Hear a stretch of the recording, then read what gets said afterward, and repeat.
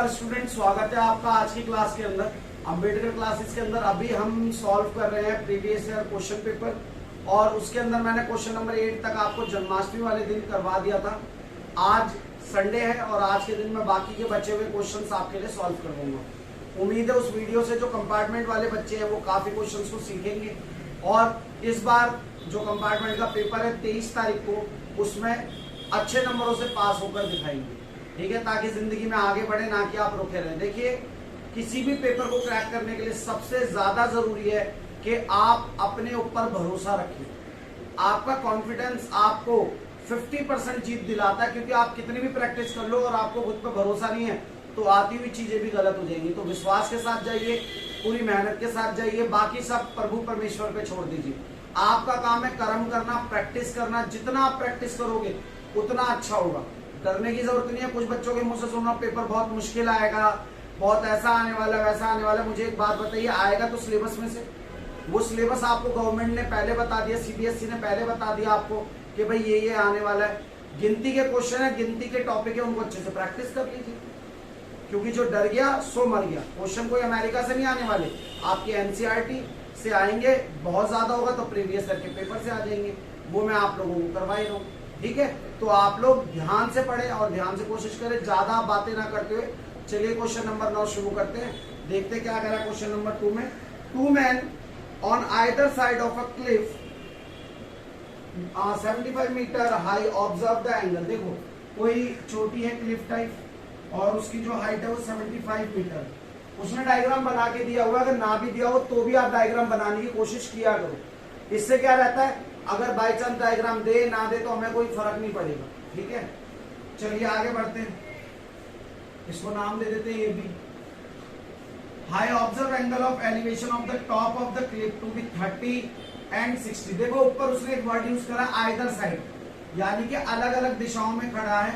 खड़े हैं दो आदमी, एक आदमी खड़ा है सी पर और एक आदमी खड़ा है डी पर। जो सी वाला वो 30 डिग्री कोण बनाता है और डी वाला वो 60 डिग्री कोण बनाता है। जब ऊपर की एलिवेशन का मतलब है ऊपर की तरफ देखता है। Find the distance between them. इससे आसान सवाल नहीं हो सकता। कह रहा है इनके बीच का डिस्टेंस पता करो। दैट मींस अगर सी और डी के बीच का दूरी पता करनी है तो सी डी फाइंड आउट करना पड़ेगा। यही तो डिस्टेंस है। अब मुझे तो इसके अंदर एक ट्रायंगल नहीं 2 ट्रायंगल दिखाई दे रहे हैं, इसीलिए मैं तो 2 भागों में इसको डिवाइड कर लूंगा। एक ट्रायंगल मेरा बच्चों ये है BAC,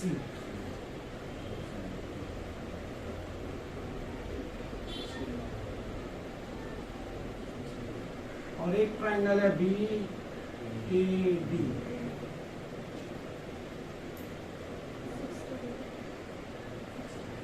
है ना। अगर मुझे CD पता करना है तो CD के लिए मुझे क्या क्या निकालना पड़ेगा, CA प्लस AD। निकाल दूंगा, आंसर आ जाएगा।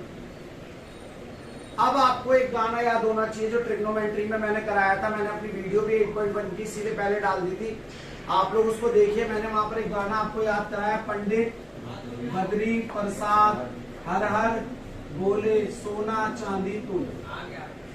तो कौन सा ट्रायंगल है जिसके अंदर मेरा CA और AB आ जाएगा। AB इसलिए क्योंकि AB की वैल्यू दी हुई है और CA इसलिए क्योंकि उसके अंदर वैल्यू मुझे निकालनी है। तो क्या फॉर्मूला क्या होगा, देखो, tan C is equal to P upon में B।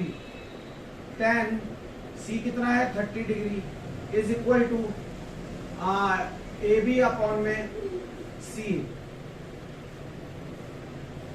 अब tan 30 की वैल्यू कितनी होती है बच्चों, 1/√3 और AB कितना दिया है 75 और CA हमें पता नहीं।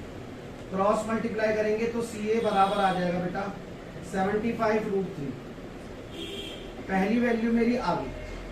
समझ में आया भाई। तुम्हें ये पता होना चाहिए रेशो कैसे बनते हैं। अब रेशो में तुमने बोला था परपेंडिकुलर बाइसेक्टर, यही चुनने का कारण ये था कि परपेंडिकुलर मुझे दिया हुआ है और बेस मुझे निकालना है। तो परपेंडिकुलर और बेस का एक ही फॉर्मूला होता है tan थीटा, इसीलिए tan को चुना गया।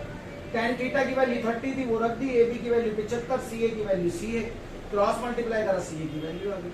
आगे देखो, फिर से tan D परपेंडिकुलर दिया हुआ है और बेस मुझे निकालना है, इसीलिए मैंने tan का फॉर्मूला चुना। E कितना है AB और A 60 की वैल्यू कितनी होती है बेटा √3। ए बी कितना दिया हुआ 75 और बच्चों एडी कितना दिया हुआ है बच्चों निकालना है। तो एडी बराबर हो जाएगा 75 बटे में √3। तो दिक्कत है ना। अब एक चीज देखो 25 दिया कितना होता है 25 3 जा 25 दिया 75 25 3 जा। यहां पर √3 नीचे था। आपको पता होगा कोई भी नंबर अगर उसको तोड़ा जाए तो वो रूट में टूट जाता है। रूट में टूट जाता है या नहीं। रूट में टूट जाता तो एक रूट से एक रूट। तो एडी बराबर कितना आ जाएगा 25 √3। एडी की भी वैल्यू निकाल ली मैंने। ये बात समझ में आई मैंने √3 को कैसे तोड़ा है। किसी बच्चे को इस चीज को लेके दिक्कत बोलो कोई दिक्कत है तो उसको दोबारा एक्सप्लेन कर रहा हूं आप देख लो। बड़ी आसान सी बात है आपने 9वीं में सीखा था कि भाई कोई भी नंबर है उसको रूट्स में हम स्प्लिट कर सकते हैं तोड़ सकते हैं। तो हमने उसको तोड़ लिया √3 से √3 कट गया बचाएगा 25 √3। अब अगर मुझे CD की वैल्यू निकालनी है तो CA कितना 75 √3 AD कितना 25 √3। और जब रूट सेम होते हैं तो उनके कोएफिशिएंट्स आपस में जुड़ जाते हैं। 75 और 25 कितना होगा 100 √3। तो CD की वैल्यू कितनी आ गई 100 √3 यानी कि उन दो व्यक्तियों के बीच में दूरी है 100 √3। क्लियर है। कोई दिक्कत हो तो आप प्लीज डाउट में पूछिए। मैंने अपनी तरफ से बेस्ट समझाने की कोशिश करी है। Note it down please. तो आइए स्टूडेंट क्वेश्चन नंबर 10 देखते हैं। क्वेश्चन नंबर 10 में रचना दी हुई है कंस्ट्रक्शन और इसको मैं केवल आपको समझा सकता हूं कैसे बनाना है। बनाना आपको घर पे खुद पड़ेगा। ठीक है चलिए देखते हैं। उसने बोला है एक सर्कल है उस सर्कल पर दो रेडियस टेंजेंट ड्रॉ करो। सॉरी रेडियस की टेंजेंट ड्रॉ करो और कुछ इस प्रकार से ड्रॉ करो कि उन दोनों के बीच में 60 डिग्री का कोण हो। कितने डिग्री का कोण हो। तो आप एक चीज देखो आपने थ्योरम पढ़ी है कि अगर सेंटर से कोई लाइन स्पर्श रेखा को टच करती है तो वो हमेशा कितने डिग्री का कोण बनाती है 90 डिग्री का। कितने डिग्री का। अब मुझे एक बात बताओ अगर मैं इसको नाम दे दूं OAPB तो जो हमारा है OABP ये क्वाड्रिलेटर है या नहीं। और क्वाड्रिलेटर के सारे एंगल्स का सम कितना होता है 360 होता है या नहीं होता है। ये एंगल 60 उसने बोल दिया 90 हमें रूल से पता है कि भाई 90 डिग्री के एंगल होंगे। क्यों क्योंकि हमेशा रेडियस और टेंजेंट के बीच में 90 डिग्री का एंगल बनता है। तो हम लोग यहाँ पर क्या करने वाले बेटा इसी बात का इस्तेमाल करने वाले। हमने क्या करा हमें दिया हुआ था 60 डिग्री टेंजेंट्स के बीच में बाय द थ्योरम रेडियस और टेंजेंट के बीच में 90 डिग्री का एंगल होता है। अब इसको ऐड ऑन करो तो कितना आने वाला 180 तो ये हो गया और 180 में 60 ऐड करोगे तो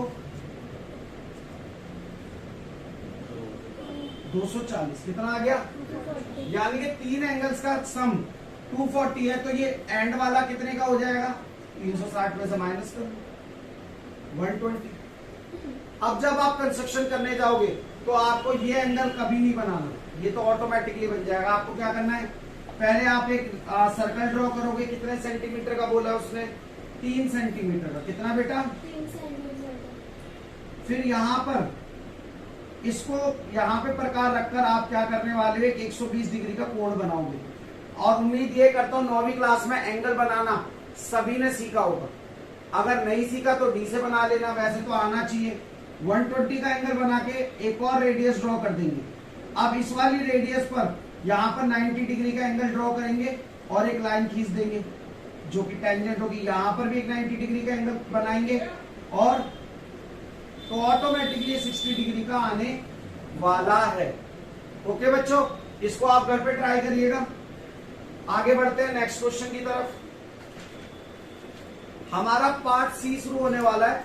खंड खा गा सॉरी क्या कह रहा है देखो क्वेश्चन नंबर 1 में the sum of 2 number is 34। दो नंबरों का सम 34 है। सबसे पहले तो आपको ये पता होना चाहिए जब भी आपसे दो नंबर्स के सम की बात की जाए इसकी बात की जाए दो नंबर के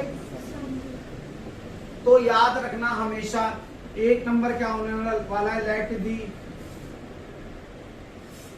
फर्स्ट नंबर बी एक्स, और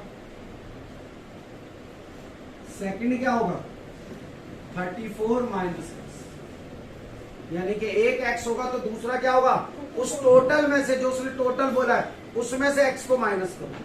बच्चे पेपर में छोटी सी मिस्टेक यहाँ ये करके आते हैं, वो लिखते हैं एक्स माइनस 34, ये मत कर देना। हमेशा टोटल में से जो नंबर माना है उसको सबट्रैक्ट किया जाता है। आगे देखते क्या कह रहे हैं, if 3 subtract from 1 number and 2 is added to another number, the product of these 2 number become 260। कितनी आसान सी बात है। कह रहा है एक नंबर में तो क्या करना है, 3 घटा देना है। तो चलो अकॉर्डिंग टू क्वेश्चन करते हैं। फर्स्ट जो नंबर है उसमें से तो 3 सबट्रैक्ट कर देता हूं मैं, और सेकंड जो है उसमें क्या कर रहे हैं 2 ऐड करना है। क्या करना है, तो 34 और 2 कितना हो जाएगा 36 माइनस 6, दोनों नंबर मिल गए। अब आगे क्या कहता है, the product of these 2 number, इन दोनों का प्रोडक्ट, प्रोडक्ट का मतलब क्या है, दोनों को मल्टीप्लाई करना है। क्या करना है, और मल्टीप्लाई करने पे हमें कितना मिलेगा बेटा 260, कितना मिलेगा बच्चों 260। अब हमें सॉल्व करना है, ये तो आपको पहले से आता है। चलो ब्रैकेट्स की multiply 36x minus x square, 36 को 3 से करो तो 3 6 18, 3 9 और 1 10, 108 आने वाला है, माइनस माइनस प्लस 3x, पहले x की मल्टीप्लाई दोनों से फिर 3 की मल्टीप्लाई दोनों से, बराबर 260। अब देखो ये भी x वाला और ये भी x वाला, और ये भी प्लस का ये भी प्लस का, तो 36 कितना हो जाएगा, 36 और 3 बोलो बोलो 39x। अब सबको उधर ले जाओ। उधर ले जाने का कारण है, कभी भी जो एक्स स्क्वायर वाली टर्म है उसको नेगेटिव मत छोड़ना, हमेशा पॉजिटिव करना है, तो उसको उधर लेके जाओ। उधर लेके जाओगे तो क्या होने वाला है, एक्स स्क्वायर माइनस का था प्लस हो गया, ये माइनस का ये प्लस का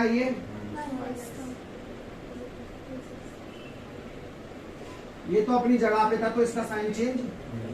अब देखो 108 और 260 को जोड़ लो,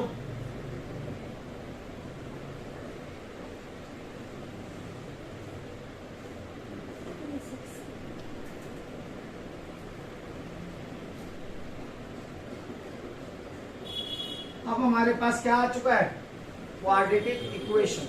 आप इसके आगे खुद सॉल्व करेंगे, मैं आपके लिए छोड़ूंगा, क्योंकि मैं नहीं चाहता आपको फैक्टराइजेशन और ये क्वाड्रेटिक फॉर्मूले से सॉल्व करने में टाइम आपका खराब हो। पेपर सॉल्व करना है, मैं ऑलरेडी क्वाड्रेटिक फॉर्मूले का यूज कैसे किया जाता है, इसमें जो क्वेश्चन आया था आप लोगों का, क्वेश्चन नंबर 5 के अंदर मैं आपको क्वाड्रेटिक फॉर्मूला यूज करना सिखा चुका हूं। और फैक्टराइजेशन के ऊपर तो मैंने इतनी वीडियो अपने चैनल पे अपलोड की हुई है, वहां से देखिए, सीखिए और इसको फैक्टराइज करके आंसर निकालिए। ठीक है, अभी के लिए note it down please.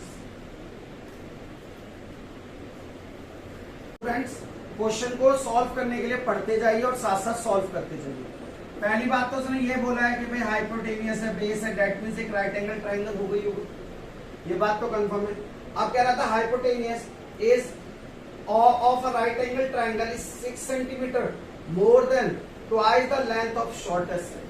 shortest side अगर मैं मान लूं ये साइड मेरी x है, तो हाइपोटेनियस क्या होने वाली है बेटा, मेरी होने वाली है ट्वाइस, यानी कि 2x और उससे 6 ज्यादा।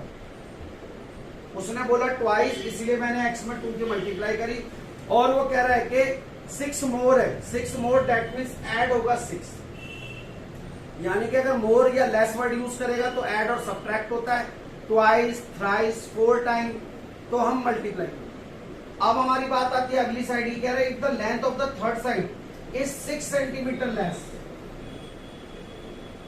द थ्राइस द लेंथ, यानी कि लेंथ को 3 गुना करना है और फिर उसमें से क्या करना है, माइनस। मैंने बोला था ना, मोर आएगा तो ऐड, लेस आएगा तो सब्ट्रैक्ट, और ट्वाइस, थ्राइस, 4 टाइम के लिए मल्टीप्लाई। तो उसने मुझे ये बोला था कि शॉर्टेस्ट साइड है, उसने नहीं बताया कौन सी है, क्योंकि परपेंडिकुलर बेस में कोई भी हो सकते, तो मैंने इसको मान लिया। फिर उसने बोला जो हाइपोटेनस है वो 2 गुने का, ट्वाइस का 6 ज्यादा है, तो 6 मोर है, तो मैंने 2x + 6 कर। और जो तीसरी साइड है वो 3x यानी कि 3 टाइम, और 6 कम है लेस है तो मैंने -6 करा। अब राइट एंगल ट्राइंगल के अंदर आपको पता है हाइपोटेनियस का स्क्वायर जो है वो बराबर होता है बेटा परपेंडिकुलर का स्क्वायर प्लस, चलिए वैल्यूज पुट करिए। हाइपोटेनियस कितना है, परपेंडिकुलर को मान लेते हैं 3x - 6 है, और बेस कितना है,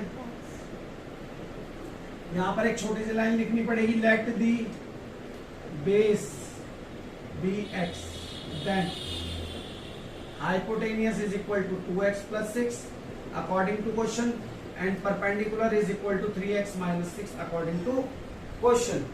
अब इसके आगे हम इसको सॉल्व करते हैं, तो a का स्क्वायर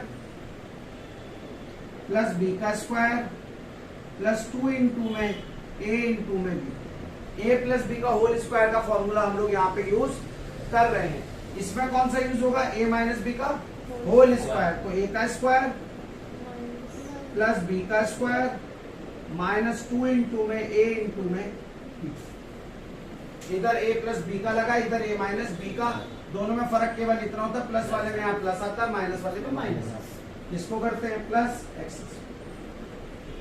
चलिए आगे सॉल्व करते हैं, क्या आने वाला है, 2 2 4x स्क्वायर, 6 36 हो जाएगा, 2 2 4 4 6 24x, 3 3 9x स्क्वायर, 6 6 36, 2 3 6 और 6 6 कितना हो जाएगा 36x।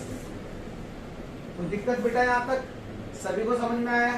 अब सबको एक तरफ ले लो, सबको एक तरफ, लेकिन ये याद रखना ज्यादा वाले को अपनी जगह रखना, दूसरे को लेकर जाना। क्यों मैंने बोला था स्क्वायर वाले टर्म पॉजिटिव रहनी बहुत जरूरी। तो देखो ये ज्यादा है, मैं उनको इधर लेके जाता हूँ, ये तो अपनी जगह सब।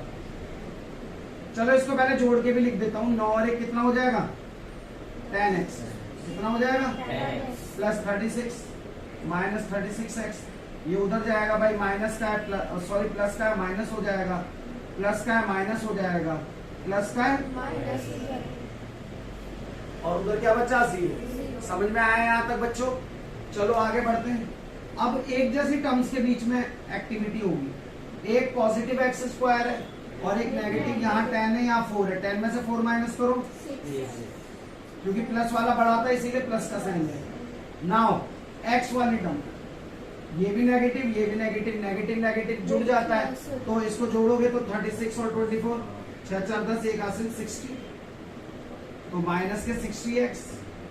अब कांस्टेंट टर्म देखो, इन दोनों को गौर से देखोगे तो क्या होने वाला है, ये पॉजिटिव ये नेगेटिव, तो 36 है तो 36 कैंसिल आउट होगा या नहीं होगा बोलो। अब हमारे पास क्या बचा, इक्वल टू 0। इसको उस साइड लेके जाओ, 6x square is equal to 60x। एक x से एक, या इसको चलो एक x से एक x कैंसिल आउट, बचता क्या है देखो जरा, यहां कर देता हूं मैं बचा हुआ पार्ट, क्या बचा 6x इज इक्वल टू 60 और x is equal to 60 upon में 6, काटोगे तो x बराबर कितना आ गया 10। दैट मीन्स जो हमारा बेस है वो तो 10 है, कितना है 10, तो फिर हमारा हाइपोटेनियस कितना होगा, पहले 10 का 2 से मल्टीप्लाई और फिर 6 ऐड, 3 से 10 की मल्टीप्लाई और फिर 6 माइनस, तो कितना आ गया 26, और 30 में से 6 माइनस करोगे तो कितना आएगा 24।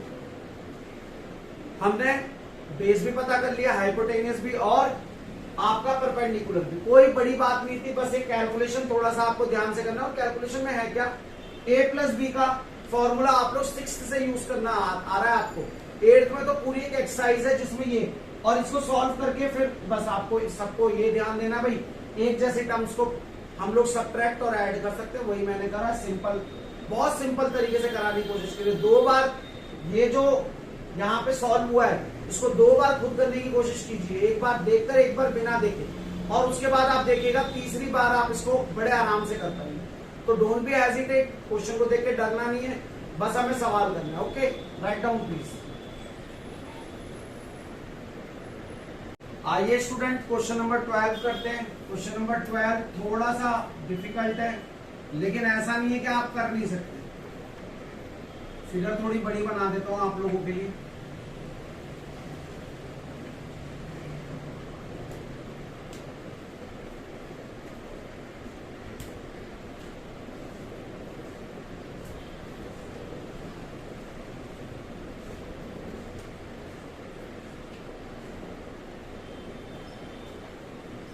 ये आपको दिया हुआ फिगर, और इस फिगर के साथ आपको बोला है कि ये जो सर्कल है इसकी रेडियस कितनी है, 5 सेंटीमीटर। कितनी है बच्चों?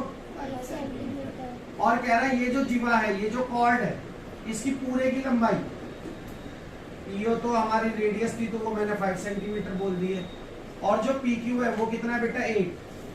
अब आप लोगों को मैं कब से बता रहा हूं, इस क्वेश्चन से पहले भी मैंने आपको बताया कि भाई अगर कोई भी लाइन सेंटर से ड्रॉ होती है और कॉर्ड पर आती है तो वो हमेशा उसको परपेंडिकुलर बाइसेक्ट करती है। बाइसेक्ट मतलब दो बराबर हिस्सों में तोड़ देना।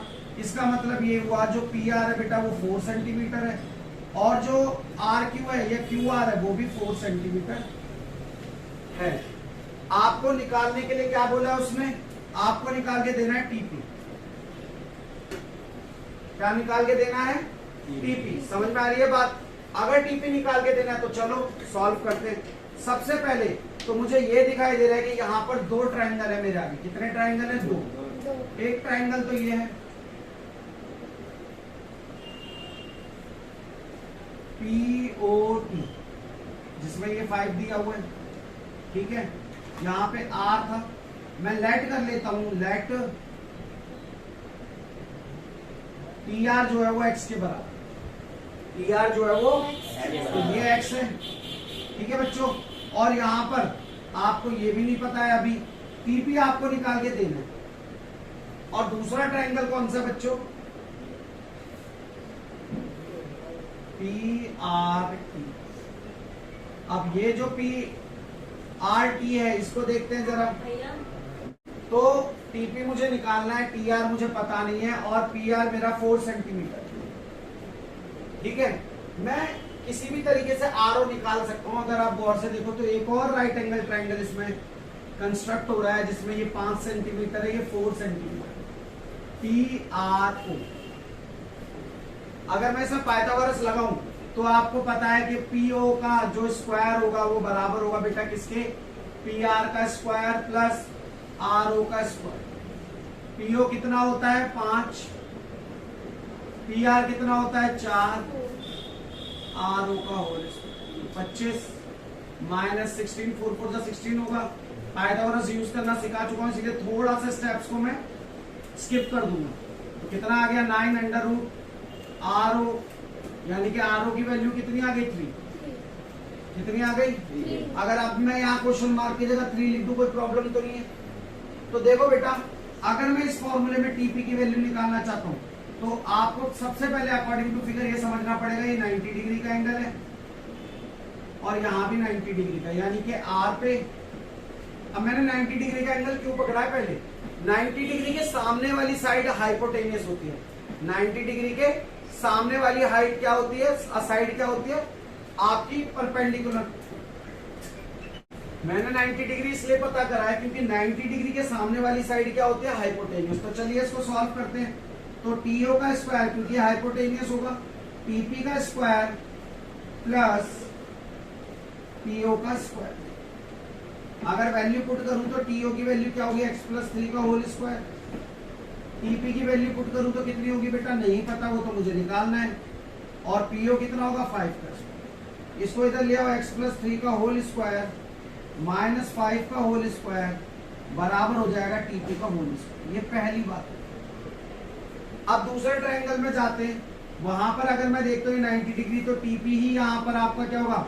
हाइपोटेनियस होगा, और PR का होल स्क्वायर प्लस PR का होल स्क्वायर। वैल्यूज पुट करिए चलिए। तो PR कितना होने वाला है? 4 का होल स्क्वायर, और TR मैंने कितना माना था? TR को x। ये TP की दूसरी वैल्यू।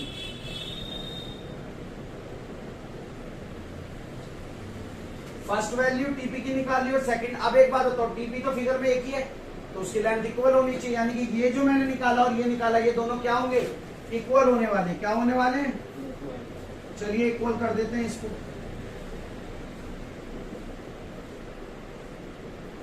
x प्लस 3 का होल स्क्वायर माइनस 5 का होल स्क्वायर बराबर होने वाला है किसके? 4 का होल स्क्वायर प्लस x का होल स्क्वायर। चलिए इसको खोलते हैं। a का स्क्वायर प्लस बी का स्क्वायर प्लस 2। तो स्टूडेंट्स इनको हम इक्वेट करेंगे, क्या होने वाला 16 और एक्स स्क्वायर। कोई दिक्कत यहां तक किसी बच्चे को नहीं। आगे सॉल्व करते हैं, चलिए। तो इसको आगे सॉल्व करने के लिए आप जाओगे तो क्या होने वाला बेटा, x square plus 9 plus 6x minus 16 minus x square is equal to 0। Minus plus से कैंसिल आउट हो गया और यहाँ पे सब्ट्रैक्ट करोगे तो कितना बचने वाला है बोलो। ये इधर माइनस का था ना, अच्छा एक सेकंड, ओहो सॉरी बच्चों, थोड़ी सी इसमें मिस्टेक हो गई है, मैं दोबारा से इसको सॉल्व कर दूँ। देखिए एक्स स्क्वायर प्लस 3 3 जा 9 प्लस 3 2 जा 6x और ये कितना होने वाला माइनस 25 16 प्लस एक्स स्क्वायर। अब यहां से देखो एक्स स्क्वायर उधर जाएगा तो नेगेटिव हो जाएगा, तो पॉजिटिव वाले को कैंसिल आउट कर देगा। 25 में से 9 आप निकालिए, कितना बचने वाला है, 25 में से 9 जाएगा तो 16, यानी कि 6x minus 16 is equal to 16। 16 उधर जाएगा तो कितना होने वाला है 16 प्लस 16, दैट मीन्स कितना हो जाएगा 32 and x is equal to 32 upon में 6। When we are going to cancel out this, तो हमें क्या मिलने वाला है जरा देखो। अगर मैं 2 से करता हूं तो 2 1 जा 2 और 2 6 जा 12 और 2 3 जा 6, दैट मीन्स 16/3। x की वैल्यू क्या आ गई बच्चों, मगर क्या हमारा टारगेट x निकालना था, नहीं, हमें तो टीपी निकाल के देना है। तो मैं टीपी के लिए यहां पर वैल्यू पुट कर दूंगा x की। ये वैल्यू मैं कहां पुट करने वाला हूं, यहां पर। तो 16 प्लस में x की वैल्यू कितनी है 16 अपॉन में 3 का होल स्क्वायर। नाउ 16 का स्क्वायर करेंगे तो कितना होने वाला है देखो, 6 6 36 9 6 1 6 5 2 5 6/3। इसका एलसीएम लेके आप ऐड ऑन करोगे तो आपको इस क्वेश्चन का आंसर मिल जाएगा। कुल मिला के क्वेश्चन में हुआ क्या है जरा उस चीज को समझो, क्योंकि क्वेश्चन काफी घूम गया है। सबसे पहले मैंने आप लोगों को फिगर बताया और फिगर में क्या क्या चीज आपको गिवन है वो आपको बताया। फिर मैंने बताया कि हम केवल पाइथागोरस से सवाल को सॉल्व करेंगे। मैंने 3 ट्राइंगल निकाले थे। 2 ट्राइंगल तो वो थे जिनमें टीपी की वैल्यू यूज हुई थी और एक ट्राइंगल वो था जिससे मैंने आरओ की वैल्यू फाइंड आउट करी। तो सबसे पहले क्वेश्चन करते टाइम आप इसको उतारोगे, ये आपका फर्स्ट पार्ट है। फिर उसके बाद मैंने 2 ट्राइंगल देखे, पहला ट्राइंगल ये है और दूसरा ये है, ये आप सेकंड नंबर पे नोट डाउन करोगे। फिर उसके बाद मैंने इन दोनों को इक्वेट करा था, वो थर्ड पार्ट ये रहा। उसके बाद आप इसकी वैल्यू पुट करोगे। क्लियर हो रही है बात? इस तरीके से इसको नोट डाउन कीजिए, क्योंकि समझाते समय थोड़ा सा जो बोर्ड है वो घिचपिच हो गया है। मैंने समझा दिया किसको पहले उतारना है किसको बाद में, आपको समझ में आया होगा। मैंने 3 ट्राइंगल लिए, तीनों में पाइथागोरस लगाया। पाइथागोरस में टीपी की वैल्यू मैंने फाइंड आउट करी 2 ट्राइंगल में, उनको इक्वेट करा। इक्वेट करने से मुझे एक्स की वैल्यू मिली जो मैंने यहाँ पे लेट करी थी, ये TRX है, और वो वैल्यू जो मैंने पुट करी तो मुझे टीपी की वैल्यू फाइंड आउट हो गई। बहुत ही अच्छा क्वेश्चन है, थोड़ा सा दिमाग लगाओगे तो कुछ भी नहीं है। केवल और केवल आपको ये याद रखना है कि पाइथागोरस के अनुसार किस तरीके से फिगर को आप यूज कर पाए। Note it down. तो आइए स्टूडेंट्स, अब हम चलते हैं अपना केस स्टडी की तरफ। यहां तक मैंने आपको सारे क्वेश्चन करा दिए हैं। केस स्टडी जो है आपका 13 क्वेश्चन है और बड़ा ही आसान सवाल है। आप बेकार में केस स्टडी को लेके परेशान हो जाते हो, क्वेश्चन को ध्यान से पढ़ा करो। केस स्टडी में क्या देगा, जो आपके सिलेबस में वही तो देने वाला है, कुछ अलग से तो देगा नहीं। तो बिल्कुल भी परेशान होने की जरूरत नहीं है किसी भी क्वेश्चन को लेकर। नाम क्या दिया है, ABED, आपको ये दिया हुआ है, ये 30 डिग्री बोला है। कह रहा है कि आपका जो ये वाला है ये 50 मीटर है और ये जो है 60 मीटर। एक्चुअली तो पतंगे उड़ रही हैं और दोनों पतंगों को ए और बी बोला गया है, एक 50 मीटर की हाइट पर, एक 60 मीटर की हाइट पर। उसने बोला है डोरी पता करिए कितनी लंबी। ये क्वेश्चन एनसीईआरटी में दिया हुआ है जिसमें काइट की डोरी का आपको लेंथ निकाल के देना। तो जब डोरी की लेंथ निकाल के देनी है बच्चों तो 50 और ये 30 और ये मान लेते हैं x, क्योंकि यही तो डोरी की लंबाई होगी, है ना। अब मुझे दिया हुआ परपेंडिकुलर हाइपोटेन्यूज निकालना है। फिर से गाना याद करो, पंडित बद्री प्रसाद हर हर बोले सोना चांदी तोले। तो आप यहाँ पे पाओगे परपेंडिकुलर और हाइपोटेन्यूज के लिए कौन सा फॉर्मूला यूज होता है, साइन का। कौन सा यूज होता है बेटा, तो sine 30 degree is equal to perpendicular upon में हाइपोटेन्यूज। साइन 30 की वैल्यू कितनी होती है, पहले तो ये देखो, साइन 30 की वैल्यू होती है 1/2 इज इक्वल टू परपेंडिकुलर कितना दिया हुआ बेटा 50, और हाइट मुझे, और हाँ परपेंडिकुलर हाइट और हाइपोटेन्यूज मैंने x माना था, ये उधर जाएगा। x is equal to 50 × 2, that means 100 metre की 100 मीटर डोरी की लंबाई है। कौन सी वाली, ये वाली बच्चों, कौन सी वाली, ये वाली। अब दूसरा ट्रायंगल देखो, BE और ये वाले को क्या नाम दिया हुआ इसमें, C। तो यहाँ पे दिया हुआ 60 और यहाँ पे 60 मीटर, सेम चीज तो यहाँ होनी है भाई। परपेंडिकुलर दिया हुआ, हाइपोटेन्यूज मुझे निकाल के देना है, तो फिर से वही बात, साइन 60 परपेंडिकुलर अपॉन में हाइपोटेन्यूज। साइन 60 की वैल्यू कितनी होती है, √3/2।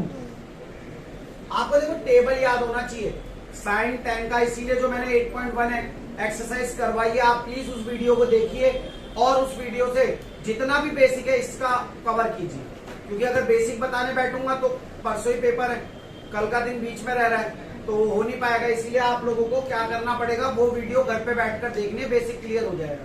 मैंने वहां पे टेबल बनाना भी सिखाया, अगर याद ना हो तो पेपर स्टार्ट करने से पहले टेबल बना लेना एक तरफ पेंसिल से।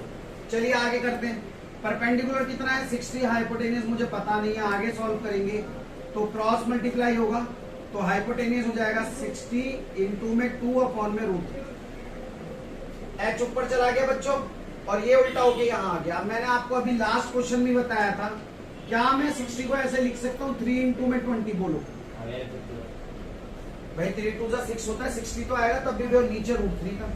और मैंने अभी तुम्हें बताया कि एक रूट कट सकता है, कराया था √3 तोड़ा था मैंने 3 को लास्ट क्वेश्चन में तोड़ा था, तो √3 से √3 कट गया, बचा क्या 40 √3, यानी कि इसकी जो डोरी की लंबाई होगी वो कितनी होगी 40 √3 होगी।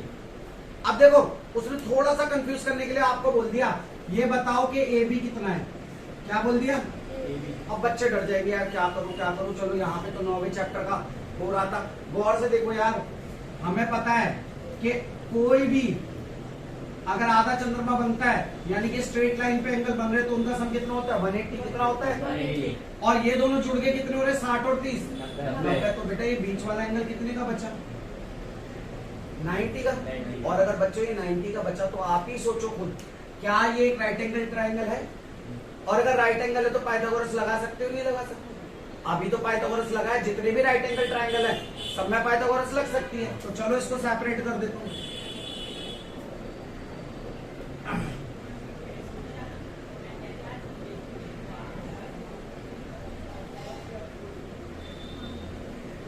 जो तुम्हारा AC था वो कितना आया था 100 और ये कितना आया था 40। आपको ये निकाल के देना है तो इसको y मान लेते हैं। अब देखो जो 90 डिग्री उसके सामने वाली साइड क्या होती है हमेशा हाइपोटेनियस होती है। क्या होती है? तो AB का स्क्वायर बराबर हो जाएगा AC का स्क्वायर प्लस BC का स्क्वायर। तो AB कितना होगा y का होल स्क्वायर, AC कितना होगा 100 का होल स्क्वायर और 40 √3 का होल।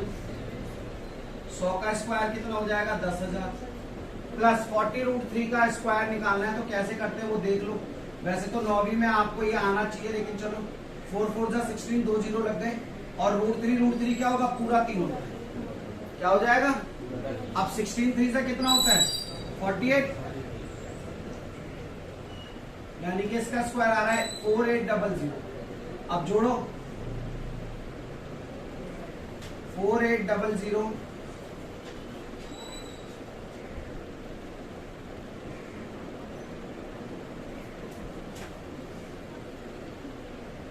ठीक है। इसको और थोड़ा सा सॉल्व करोगे तो देखो ऐसे लिख सकता हूं मैं इसको ये लिख सकता हूँ 48 इंटू में 100 इंटू करूंगा तो वापस वही आएगा। तो बेटा इसका 10 बाहर आ जाएगा। कितना बाहर आ जाएगा? 10 बार। अंदर क्या बचा? 140। कितना बचा? 140। अब 148 का एलसीएम लो, देखते क्या क्या बाहर आ सकता है। 2 7 सा 14, 2 4 सा 8, 2 3 सा 6, 2 2 सा 4, 2 3 सा 6, 2 7 सा 14। और आगे ये होगा नहीं, यानी कि अभी इसमें से और थोड़ा सा हम बाहर निकाल सकते हैं। क्या? 2 इंटू 2 इंटू 37, 2 का पेयर 2 बाहर आ जाएगा तो क्या होगा? 20 अंडर रूट 37 वाई की वैल्यू आपकी आ जाएगी। क्लियर है? केस स्टडी का ये क्वेश्चन आप लोगों के लिए मैंने पूरा सॉल्व कर दिया।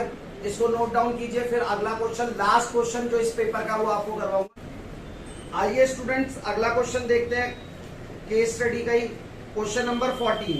ये भी बहुत ही आसान सवाल है, आप इसको 9वीं क्लास में कर चुके हो और अगर वहां नहीं सीखा तो 10th में तो सीख ही लेना चाहिए। अब मैं आपको इसको करके दिखाता हूँ। देखो कितना आसान सवाल है। कह रहा है एक तंबू बनाया गया है, ठीक है, लगभग 250 वर्कर्स आयोजित, मतलब एक सर्कस कंपनी है वो, तुम्हें पता है तंबू वगैरह लगा के रहते हैं। तो तंबू की डायमेंशंस क्या दी है भाई? उसने बोला है तंबू की डायमेंशन जो है बेलनकार भाग, ये जो बेलन वाला भाग है जिसको इंग्लिश में सिलेंडर बोलते हैं, उसकी बेटा जो ऊंचाई है, जो हाइट है वो कितनी है बेटा? 9 मीटर। और बेटा जी उसकी जो व्यास है, यानी कि ये जो डायमीटर है, तो वो कितनी है बेटा? 30 मीटर। और उसी रेडियस का ऊपर तंबू लगा दिया गया है, ऊपर इस तरीके से पोल लगा दिया गया है जिसकी डायमीटर 30 है, मगर हाइट उसकी चेंज है। हाइट कितनी है बेटा उसकी? 80 मीटर। कितनी है? 80 मीटर। अब क्या कह रहा है? जबकि शंकु एक व्यास बेलन के समान है तो तंबू को बनाने में उपयुक्त कैनवास का क्षेत्रफल ज्ञात कीजिए। कैनवास मतलब कितना कपड़ा लगेगा। और जब कपड़े की बात होती है तो बेटा याद रखना हमेशा CS से लगने वाला है। क्या लगने वाला है? CS से। क्यों? क्योंकि देखो कपड़ा नीचे बिछेगा नहीं, वहां के लिए तो कालीन वगैरह होगी, और ये बीच वाला पोर्शन भी खाली रहता है, तो केवल बाहर बाहर का रोटेशन हम देखेंगे। तो देखो कैसे करोगे इसको। अच्छा एक चीज और, हमारे किसी भी फॉर्मूले में 13 चैप्टर किसी भी फॉर्मूले में डायमीटर तो यूज होता नहीं, तो डायमीटर को पहले रेडियस बना लो। 30 divided by 2 that means 15 metre इसकी रेडियस होने वाली है।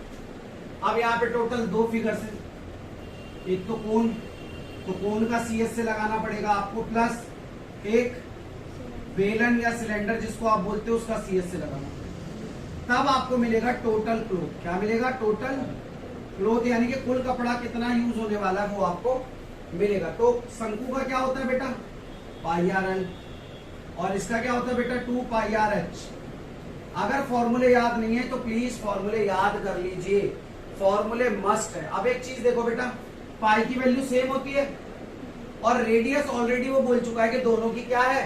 बराबर है। क्वेश्चन में बोला था कि कोन की जो डायमीटर है वही डायमीटर किसकी है? बेलन की, तो बराबर है। तो ये भैया ये भी सेम, ये भी सेम। अगर मैं कॉमन लेने जाऊं तो क्या होगा? देखना πr कॉमन हो जाएगा, यहां से l बचेगा और यहां से क्या बचेगा? 2h बचेगा बच्चों या नहीं? भाई यहां से πr बाहर ले लिए, यहां से πr बाहर ले लिए, यहाँ क्या बचा? l, और यहाँ क्या बच रहा है? 2 और h ही तो बच रहा है, ले लिया बाहर। अब देखो फिगर में उसने मुझे सब दिया मगर l की वैल्यू नहीं दी है। l की वैल्यू मुझे निकालनी है। l की वैल्यू निकालने का फॉर्मूला होता है अंडर रूट। देखो बच्चों फॉर्मूले याद होने बहुत जरूरी है। फॉर्मूले याद नहीं है तो आप इन सवालों को नहीं कर पाओगे। अपने आप को धोखा देना है। आप भले ये सोच लो कि सवाल हो गया आ गया, नहीं, फॉर्मूले याद होने बहुत जरूरी है। तो h की वैल्यू कितनी है बेटा? 80। रेडियस कितना आया? 15। 80 का स्क्वायर कितना होगा? 8 × 2 64 और 225। 6 4 0 0 2 2 5 5 2 4 2 6 6।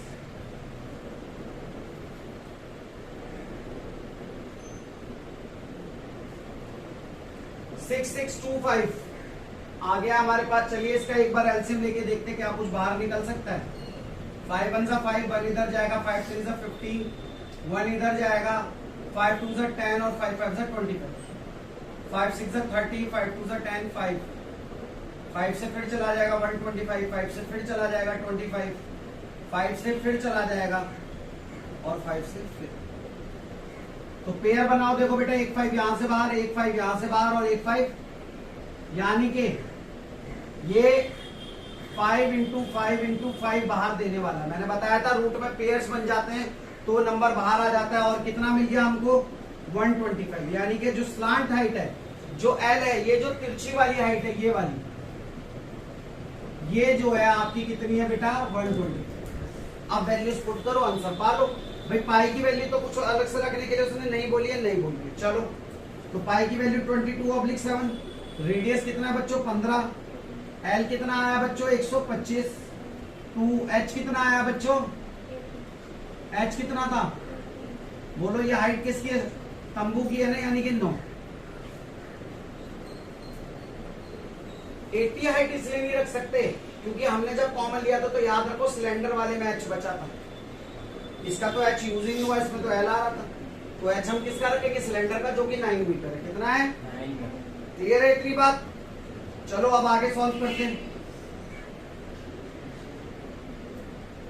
125 2 9 से 80, एड ऑन करो, 8 5 13, 2 1 3 और 1 4, 143 आ गया। कितना आ गया, यहां लिख देते हैं, चलिए 22 7 5 and 140। ओके बच्चों, आगे सॉल्व करो। 5 2 से 10, 1 कैरी, 5 2 से 10, 1 11 इंटू 143/7। इन दोनों को मल्टीप्लाई करेंगे, 7 से डिवाइड करेंगे, आपका आंसर आपको मिल जाएगा। इस क्वेश्चन को मैं यही छोड़ूंगा, आगे की कैलकुलेशन आप खुद करिएगा। साथ ही साथ इसका जो 14 का सेकंड पार्ट है वो भी मैं आप लोगों के लिए छोड़ूंगा।